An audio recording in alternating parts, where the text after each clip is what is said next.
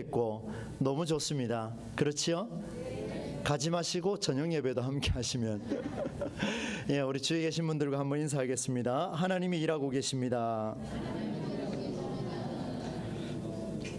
그렇습니다. 하나님의 일하심은 말씀을 통하여 우리에게 역사하시고 또 여러분의 말씀을 묵상함을 통하여서 여러분의 삶에 세밀하게 역사하리라 그렇게 믿습니다. 여러분 두려워하지 마십시오. 성경이 어렵지만 할 수 있습니다. 전능하신 하나님을 믿는다면 우리 능히 감당할 수 있으리라 저는 그렇게 확신하고 여러분과 함께 동행하기를 원합니다. 여러분 시대마다 사람의 삶의 문화를 이끄는 단어들이 있습니다. 최고의 사람을 기대한다라는 의미를 담아서 요즘 젊은이들에게 참 많이 유행하고 있는 단어가 있는데요. 두 글자인데요. 한번 맞춰보시겠습니까? 두 글자가 워낙 많아야죠. 한번 따라서 해보겠습니까? 갓생. 처음 들어보십니까? 들어봤죠, 그죠? 예, 우리 아이들 금방 알지 않습니까? 요렇게 시대가 지금 다르다는 게 보여납니다. 여러분 갓생이라는 단어가 뭐냐면요, 신을 뜻하는 영어 God와 인생이라는 한자를 합쳐서 만든 게 갓생입니다. 그래서 젊은이들이 이런 삶을 한번 살고 싶어서 신이 함께하는 인생을 한번 새롭게 한번 살아보겠다라는 의미를 가지고 갓생 살기 한번 따라해서 해보겠습니다. 갓생 살기. 네, 나가셔가지고 이제 갓생 살기 딱 들으면 아 저런 거구나 이렇게 생각하시면 됩니다. 참 많이 젊은이들에게 이렇게 알려져 있는 그런 말입니다. 이 말을 제가 조금 쉽게 한번 풀어보겠습니다.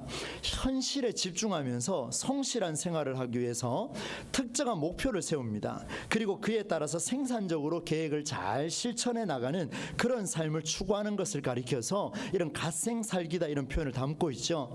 아마 매스컴에서 말은 이런 내용을 들으셨을 겁니다. 다음 학기에는 진짜 갓생 산다.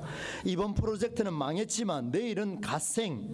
뭐 이렇게 큰 성공이나 부를 꿈꾸는 사람들이 하고 있는 이야기들. 오늘보다는 내일이 조금 더 나을 수 있겠다.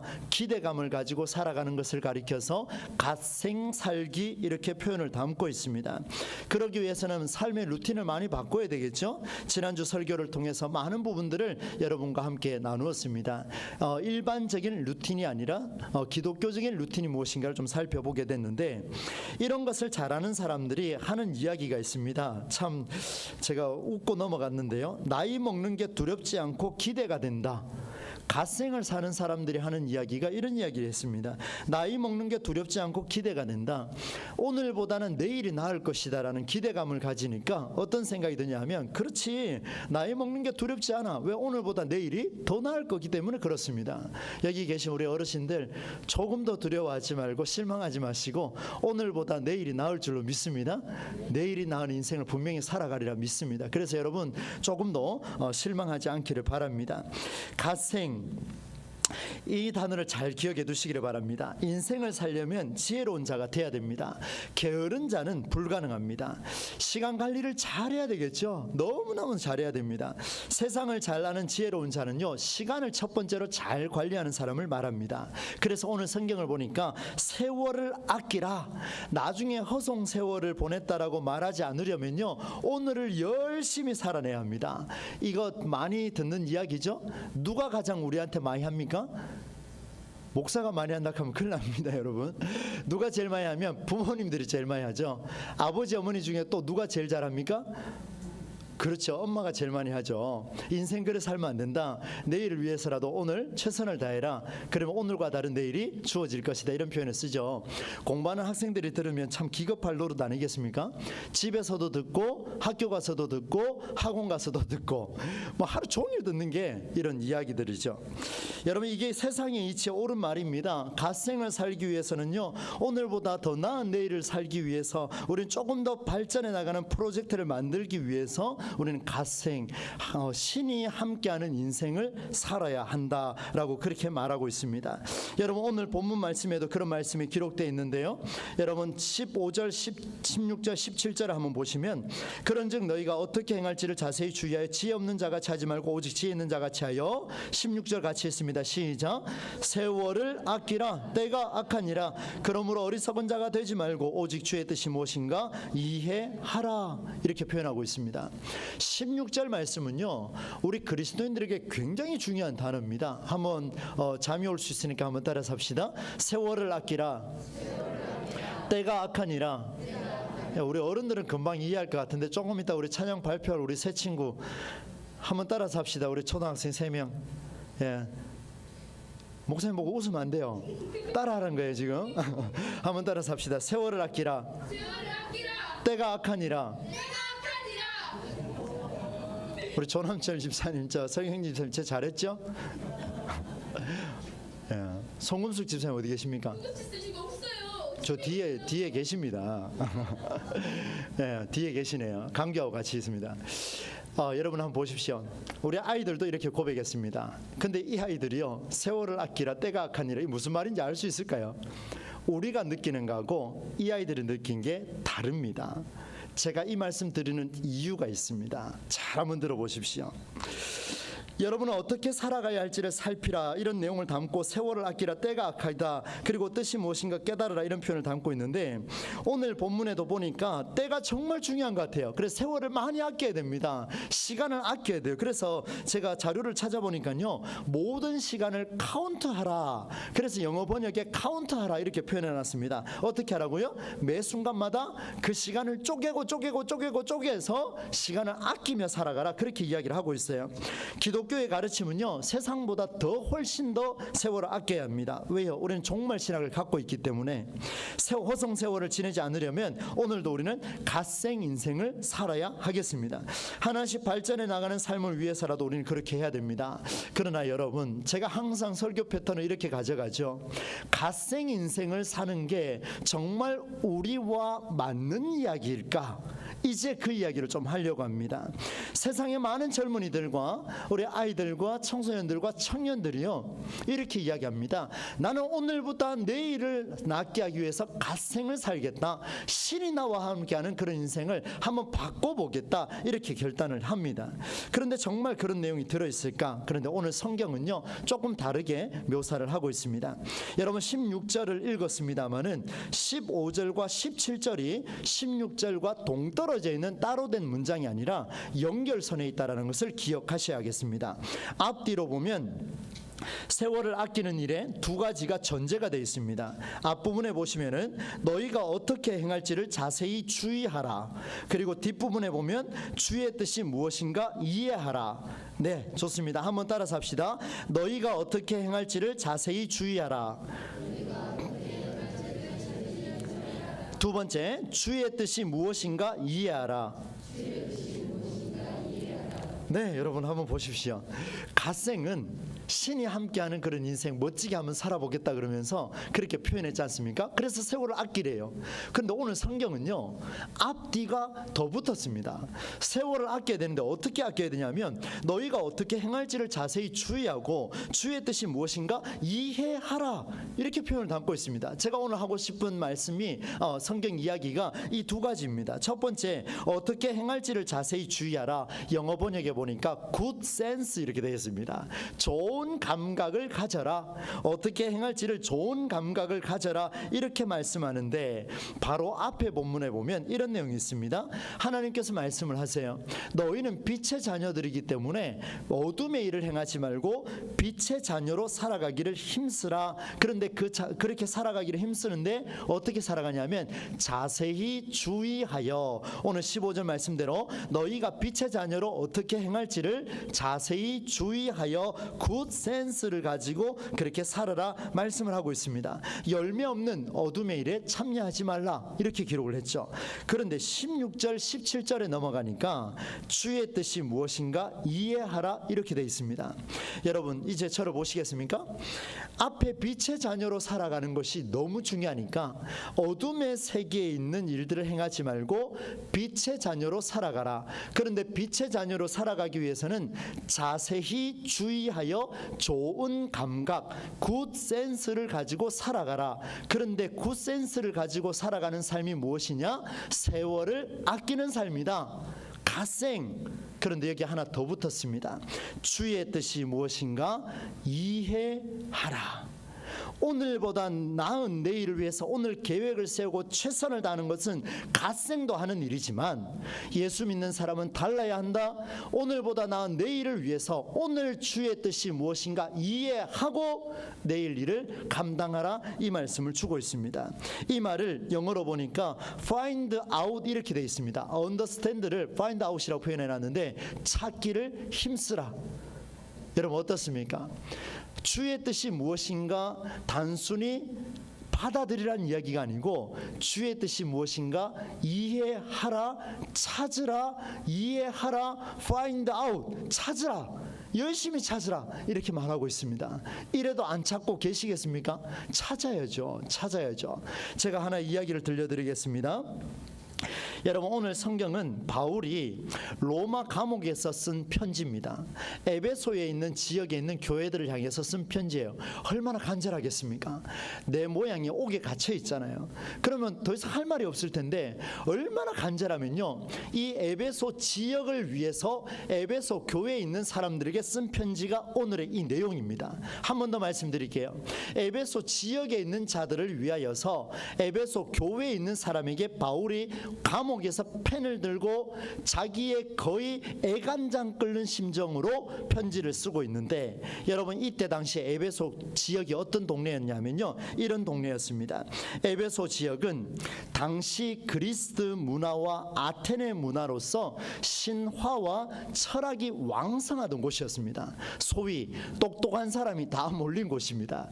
여러분 대한민국에 똑똑한 사람이 다 몰린 곳이 어디입니까? 서울대예요? 여러분 잘 모르시는 것 같은데요. 그 동부제일교라고 들어보셨습니까? 들어보셨죠, 그죠? 대한민국에서 제일 똑똑한 사람이 다 모인 곳이 어디라고요? 자신 있습니까? 여러분 에베소 지역이 어떠냐면요, 그 당시에 소아시아 지역에 똑똑한 사람이라고는 다 모은 곳이에요. 제가 성지순례 가보니까요, 에베소 지역의 초입 부분에 중간 부분인데요, 도서관이 얼마나 크냐면요, 어마어마하게 컸습니다. 물론 위에는 아무것도 없었습니다. 그 외 벽만 이렇게 있었는데 그곳에 가이드가 이렇게 설명을 했습니다. 에베소 지역에 너무나 똑똑한 사람들이 많이 모여 있어서 이 도서관에는 공부를 잘하는 사람만 왕래할 수 있습니다. 너무나 똑똑하여서 이곳에는 문화와 발전이 창궐했던 곳입니다. 철학이 뛰어났던 곳입니다. 그래서 이 사람들이 만든 신상이 있는데요, 그게 뭐냐면 아데미 여신입니다. 아데미 여신. 이 우상신을 만들어 가지고 그들이 섬겨 나가던 그런 시대였습니다. 자, 오늘날로 이야기하겠습니다. 여러분 2G 폰 쓰던 시대하고 5G 폰 쓰던 시대하고 같습니까? 다릅니까? 세월을 아끼라 때가 악하니라. 여러분은 이해하셨지만 우리 아이들이 이해하려면 어떻게 해야 됩니까? 그건 목사님이 해야죠. 알겠습니다. 제가 하겠습니다. 여러분 한번 보십시오. 시대가 너무 바뀌었어요. 지금 에베소 지역은요, 그 주변의 소아시아 지역보다 훨씬 더 돈 많고 훨씬 더 공부했고 훨씬 더 뛰어나고 훨씬 더 신앙이 있고 훨씬 더 교회가 뭔지를 알았던 동네가 에베소 지역이었습니다. 그런데 여러분 이 지역의 문화가 발달하고 우상에 대한 신뢰도가 높았거든요. 여러분 한번 보십시오. 언젠가 저에게 그런 이야기를 하신 분이 계셨습니다. 경제적으로 낙후된 선교지에서는 지금도 새로운 기적이 일어납니다. 병고침이 일어납니다. 할렐루야. 일어납니다. 지금도 일어납니다. 지금도 못 사는 나라는요, 표현이 좀 그렇습니다. 근데 있는 그대로니까 정말 약하고요, 가난하고 힘든 나라에서는요, 지금도 수많은 목사님들이 머리 안수하면요 벌떡벌떡 일어납니다. 한번 가보고 다시 올까 싶습니다. 진짜예요. 한국 안에서는요 그런 일이 지금 안 일어납니다. 왜 그럴까요? 딜레마예요, 딜레마. 근데 오늘 성경 보니까 그 길이 보였습니다. 여러분, 정말 감사한 일이죠. 과거 한국 사회를 한번 생각해 보십시오. 저도 어린 시절에 주암산기도 올라가면서 막 다리 붙들고 기도했는데 무릎이 길어지는 것도 경험하게 되고, 머리 아픈 사람 안수했는데 머리가 나아서 할렐루야 외치며 내려오는 사람도 봤고, 갈 길을 밝히 보이시니 막 내려오면서 뛰는 사람 다 봤습니다. 그때는 뛰었는데 요즘 왜 안 뛰는 거예요? 이해가 안 되지 않습니까? 여러분, 시대가 바뀌었고 문화가 바뀌었습니다. 공부하는 양이 달라졌습니다. 과거에는 대학 나오면 최고인 줄 알았습니다. 근데 요즘은 나가면 다 박사예요. 전부 다 박사예요. 맞습니다, 여러분. 시대가 너무 많이 바뀌었어요. 성경을 이해하는 경도가 달라졌습니다. 문화를 이해하고 성도를 이해하고 교회에 있는 목사를 바라보는 눈이 달라졌습니다. 그런 시대에 여전히 과거의 것을 가지고 고집하고 있으면 여러분 힘들어집니다.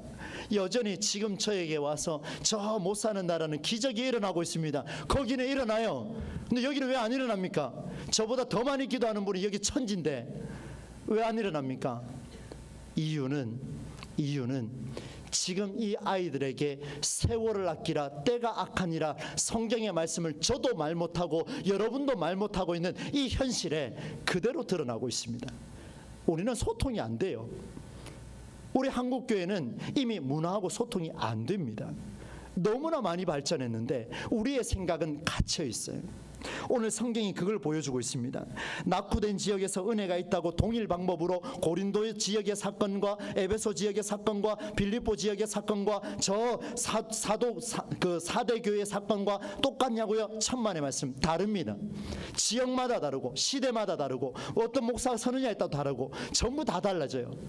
이렇게 다른데 왜 하나만 고집하느냐 이 말입니다. 여러분, 저 너무 많이 그런 이야기를 듣고 자라왔습니다. 지금까지요. 이제 45년 인생, 6년 인생을 이렇게 살고 또 그렇게 살아가고 있습니다. 그런데 여러분, 우리 시대에 이제 저 아이들을 어떻게 해야 되겠습니까? 오늘 제가 찬양 발표시키는 이유가 있습니다. 이 아이들을 보면 그저 흐뭇하고 즐거워하시라고요? No. 이 아이들을 바라보시면서 우리 어른들이 책임감을 가지시라는 거예요. 이 아이들을 바라보며 이 아이들이 이제 성경에 가지고 저들이 세월을 아끼라 때가 악하다라는 말이 무슨 말인지 알아들을 수 있도록 주여 우리를 통로로 사용하여 주시옵소서. 아멘이십니까? 이 강단에 서는 자들이 그 역할을 감당할 수 있도록 여러분도 기도해 주시고 방관하지 마시고 여러분도 함께 하셔야 돼요. 전능하신 하나님, 살아계신 하나님, 오늘도 역사하시는 하나님 믿으신다면, 저보다 더 많이 기도하시는 여러분들이라면 하셔야죠. 조금 약하다고요? No. 하셔야 됩니다. 정말 하나님은 놀랍습니다.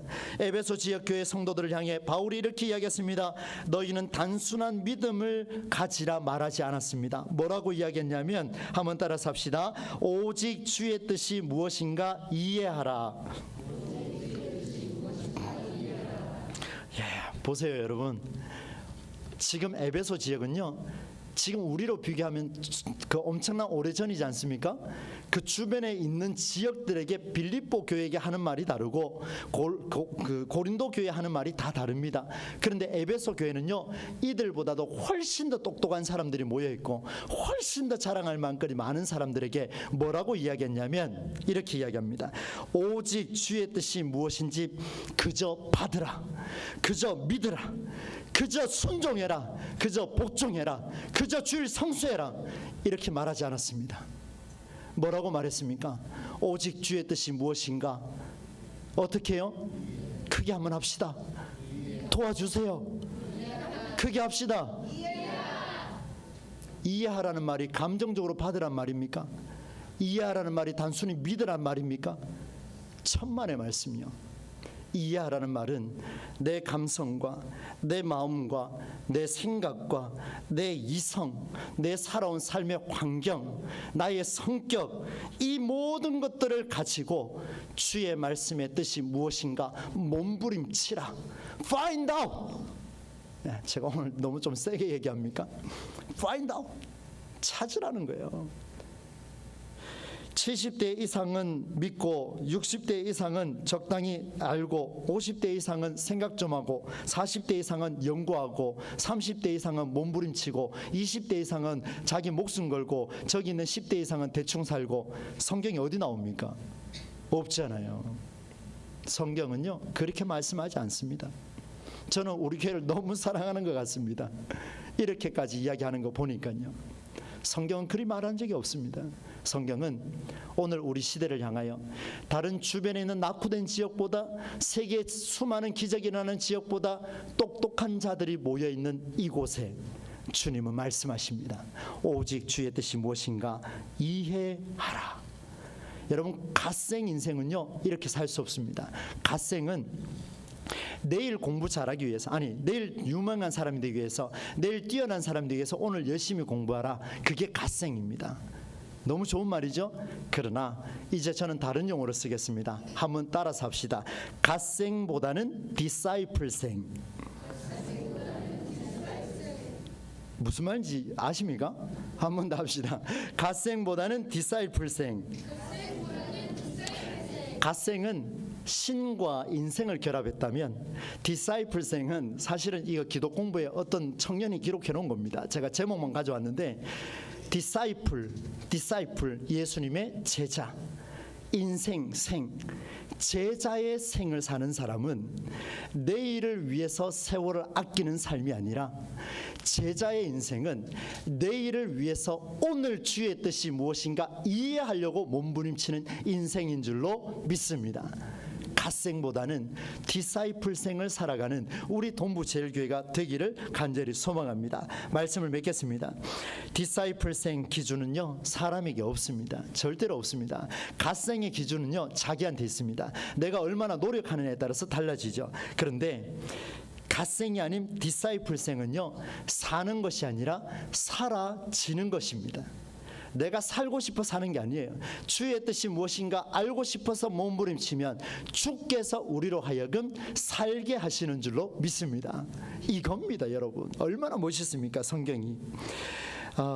지난 한 주 동안 제가 한자를 몇 개를 좀 많이 찾아봤던 것 같습니다. 이제 한자를 알려드리고 기도하도록 하겠습니다.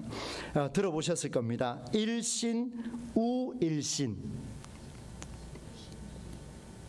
예. 한 번 더 할까요?